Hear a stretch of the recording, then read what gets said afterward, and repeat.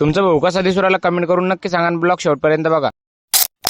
नमस्कार मित्रांनो, तर मी तुमचा लाडका ऋतिक नादरकर. मला जायचं होतं कटिंग आणि दाढी सेट करायला. आलो सरळ गोल्याच्या दुकानावर. सकाळी चालू होतं म्हणून गर्दी नव्हती. दुपारा जर आलो लेस गर्दी राहती. पहिलाच नंबर आपलाच लागला होता. केली गोल्या कटिंग करायला सुरू. गोल्या कटिंग पण एकच नंबर करून झाली आपली पूर्ण कटिंग करून. कटिंग झाली होती, फक्त आता दाढी सेट करायची राहिली होती. लागला होती दाढी सेट करायला. गोल्यानं आपल्या तोंडाला अशा कोणत्या क्रीम लावल्यावर भाऊ तुमच्या भावाला तर लेस गोर करून टाकलं डायरेक्ट. गोल्यानं घेतली कटिंग आणि दाढी सेट करून आणि सरळ आलो घरी. घरी येत नाही तर नाना म्हणे आपल्या दुकानातलं दूध आपलं दूध घेऊन एकदा काढी. तुमच्या भावानं स्प्लेंडर सरळ निघलो दूध आणायला जाण्यासाठी. भावांना आणि बहिणीनं ते फॉलोचं बटन दिसू राहिले तर थोडा फोडा काही करा पण ते दबलं पाहिजे. आलो दूध घेण्यासाठी. काका मोजून देते दूध 5 लिटर दूध घेऊन घेतलं मस्त पैकी. आपल्या मित्राचं तर मस्त चालू होतं इकडे दूध घोटणं. घेतलं दूध आणि सरळ निघलो घरी जाण्यासाठी. असं कधीच होत नाही भावांनो, घरी असलं का आपल्याला काही ना काही काम लागत नाही, काही ना काही काम लागेलच राहतं आपल्याला. घरी आलो आणि आंघोळ वगैरे केली, निघलो परत गोदामात जाण्यासाठी. काढली आपली स्प्लेंडर, सरळ निघलो गोदामात जाण्यासाठी. गोदामात आपल्या काकाचा मुलगा बनवला होता. त्याला म्हणलं काय माणूस तू, मला सांगायचं होतं घरी आपला नंबर बी लावून ठेवला असता. तो म्हणे मला माहितच नाही तुमचं गोदाम इकडे म्हणून. मी म्हणलं आता माहिती ना, मग मला फोन लावायचा नाही तर नंबर लावून ठेवायचा. मग इकडून तिकडून नंबर लागला. त्यातल्या त्यात मशीन बी थंबनी पकडत होतं. 2-3दा ट्राय केलं तेव्हा पकडलं. घेतलं भावांनो राशन. चाललो मग आता घरी. आजच्यासाठी एवढंच. भेटू पुढच्या ब्लॉग मध्ये. तेवढं फॉलो करून घ्या.